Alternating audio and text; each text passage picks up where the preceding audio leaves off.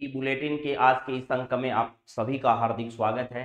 31 अक्टूबर 2022 के सुजस ई बुलेटिन के विषय में हम लोग बातचीत करेंगे कि कौन सी ऐसी बातें हैं जो आपकी परीक्षा की दृष्टि से महत्वपूर्ण है। चलिए तो आरंभ करते हैं। सबसे पहले महात्मा गांधी के कोट से हम लोग शुरुआत करते ही हैं। यदि शक्ति का अर्थ नैतिक शक्ति है, यदि शक्ति का अर्थ नैतिक शक्ति है तो स्त्री पुरुष से कहीं अधिक श्रेष्ठ है। ये महात्मा गांधी ने कहा है कि यदि शक्ति का अर्थ नैतिक शक्ति है तो स्त्री जो है वो पुरुष से कहीं अधिक श्रेष्ठ है। नैतिकता के मामले में अगर बातचीत की जाए तो स्त्री किसी भी प्रकार से पुरुषों से क्या नहीं है, कम नहीं है। इसके बाद में अगर बातचीत की जाए मेरे दोस्तों, यहाँ पर है सबसे पहली बड़ी बात, मोरबी हादसा जो हुआ उसको लेकर के राजस्थान के मुख्यमंत्री गुजरात दौरे पर थे, चुनाव प्रचार के दौरान वहां पहुंचे और पीड़ितों से वहां मुलाकात की और मुख्यमंत्री ने संवेदना इस वक्त जो है वो जताई। गुजरात में यह जो घटना हुई, ये गुजरात की एक नदी है, वहां की मच्छू नदी। कौन सी नदी है? मच्छू नदी। उस मच्छू नदी पर बना हुआ था यह मोरबी का बड़ा पुल और जो क्या हो गया, दुर्घटनाग्रस्त हो गया वहां पर। इस वजह से वहां पर 1500 से अधिक लोगों की क्या हो चुकी है, मृत्यु हो चुकी है मेरे दोस्तों। चलिए इसके बाद में अगली बातचीत जो है वो राजस्थान रिफाइनरी से संबंधित है, जो परीक्षा में कई बार यहां से सवाल आया है। रिफाइनरी का 55% काम जो है वो राजस्थान में पूरा हो चुका है। अब तक 22,040 करोड़ रुपए खर्च हो चुके हैं इस पर।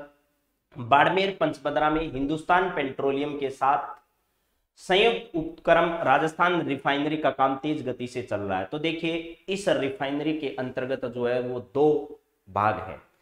एक पार्ट है राजस्थान सरकार, दूसरा है हिंदुस्तान पेट्रोलियम नामक कंपनी, और रिफाइनरी का नाम है राजस्थान रिफाइनरी। यहां पर पेट्रो कॉम्प्लेक्स की भी स्थापना की जा रही है। बीते 1000 टन वजन का सबसे भारी एकल उपकरण सफलतापूर्वक स्थापित हो जाने के बाद इस परियोजना की गतिविधियों में और अधिक तेजी आई है।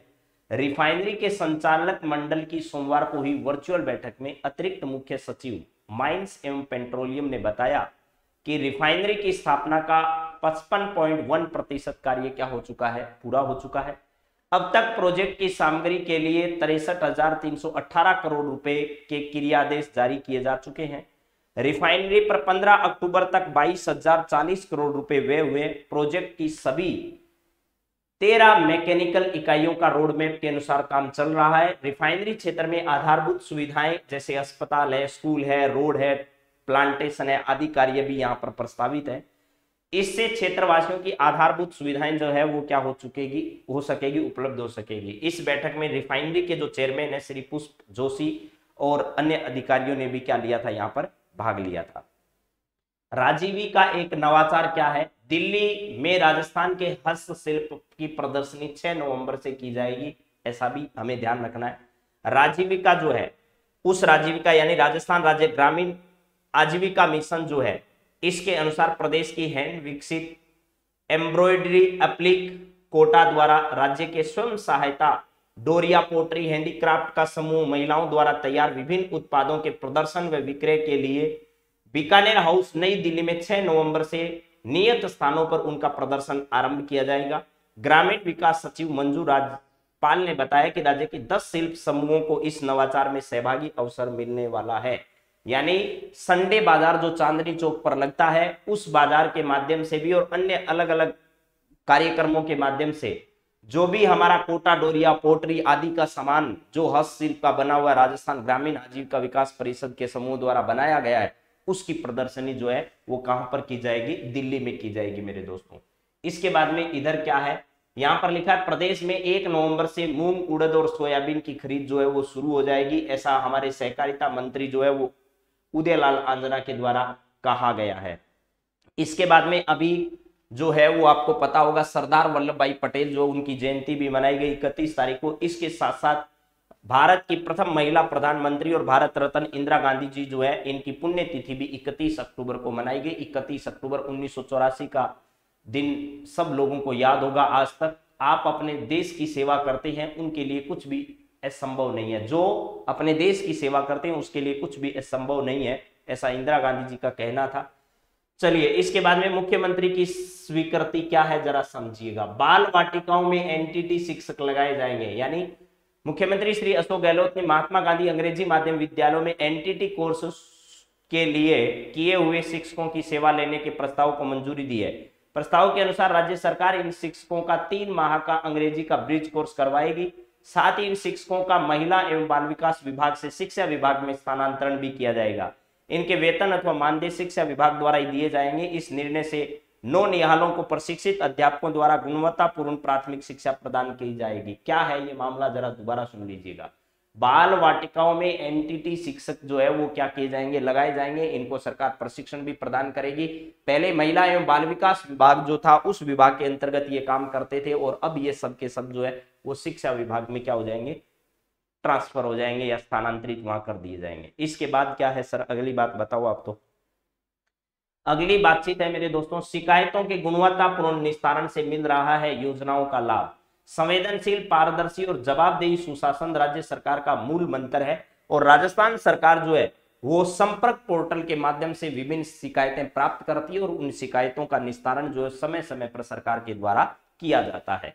इसके बाद में अगली बातचीत है मेरे दोस्तों, राजस्थान सरकार की आई स्टार्ट योजना है। इस स्टार्ट योजना के तहत सरकार जो है वो अपना खुद का छोटा मोटा व्यवसाय चलाने वाले लोग जो हैं, वो नया स्टार्टअप लगाने वाले लोग जो हैं, इनको सरकार क्या करती है, सहायता उपलब्ध कराती है। एक व्यक्ति ने 50 से अधिक महिलाओं को रोजगार दिया, तो इसके माध्यम से क्या किया जा रहा है, तो आपको सिर्फ आई स्टार्ट के बारे में याद रखना है।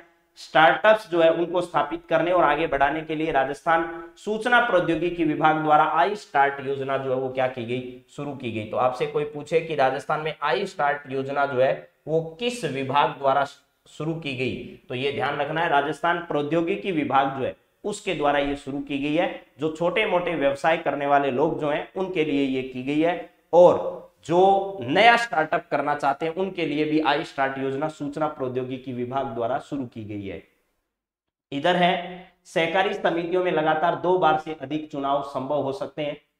राज्य सरकार ने प्रदेश के सहकारिता कानून में संशोधन कर सहकारी समितियों के संचालन मंडल में लगातार 2 बार से अधिक चुने जाने की अनुमति दे दी है। इसके लिए राजस्थान सहकारी सोसाइटी अधिनियम की अधिसूचना जारी कर दी गई है। यह अधिसूचना जारी होने के बाद कोई भी व्यक्ति अब संचालक मंडल में लगातार 2 से अधिक अवधि के लिए निर्वाचित हो सकेगा। इससे सहकारी समितियों में लोकतांत्रिक व्यवस्था को क्या मिलेगी भैया, मजबूती मिलेगी, ये ऐसा कहा गया। और बजट जो है उससे पहले जो सुझाव है बजट के बजट सुझावों के लिए समूहों की अलग अलग बैठे राजस्थान सरकार में हो रही है। सबसे इंपॉर्टेंट सवाल जो है वो है पुष्कर मेला। इस बार पुष्कर मेला जो है वो 1 से लेकर के 8 नवंबर 2022 के बीच में अजमेर में आयोजित किया जा रहा है। ये सबसे रंगीन मेला माना जाता है, सबसे बड़ा, भव्य और सुंदर तरीके से आयोजित होने वाला ये पुष्कर मेला जो है वो 1 नवंबर से 8 नवंबर के बीच में आयोजित होगा। इसके बाद में है, राज्य सरकार का महात्मा गांधी नरेगा में 100 दिवस का रोजगार पूरा कराने पर फोकस करेगी। राजस्थान सरकार जो है वो 100 दिवस का रोजगार तो मनरेगा योजना के तहत प्रदान करेगी। इसके साथ साथ 100 दिवस का रोजगार पूर्ण करने वाले लोगों को 25 दिवस का अतिरिक्त रोजगार जो है वो प्रदान किया जाएगा। वह मुख्यमंत्री ग्रामीण रोजगार गारंटी योजना के तहत प्रदान किया जाएगा। तो आप इसको जरूर याद रखिएगा, मुख्यमंत्री ग्रामीण रोजगार गारंटी योजना। इस योजना के तहत राजस्थान सरकार जो है 25 अतिरिक्त दिवस का रोजगार जो है वो सरकार देने वाली है। इसको पूरा पढ़ लीजिएगा। राजस्थान में भारत सरकार द्वारा संचालित महात्मा गांधी नरेगा योजना में 1 वर्ष में 100 दिवस का रोजगार पूरा करने पर राज्य सरकार की ओर से 25 अतिरिक्त दिवस का रोजगार उपलब्ध कराया जाना है। मुख्यमंत्री श्री अशोक गहलोत ने इसके लिए मुख्यमंत्री ग्रामीण रोजगार गारंटी योजना घोषित की है।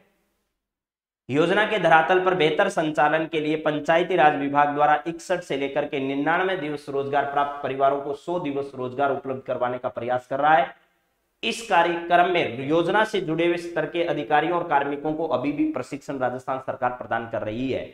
और अब ध्यान रखना कि वो बजट 2022-23 में 100 दिवस रोजगार पूर्ण करने वाले परिवारों को राज्य जो है मद से संचालित नई योजना से जोड़ा जाएगा।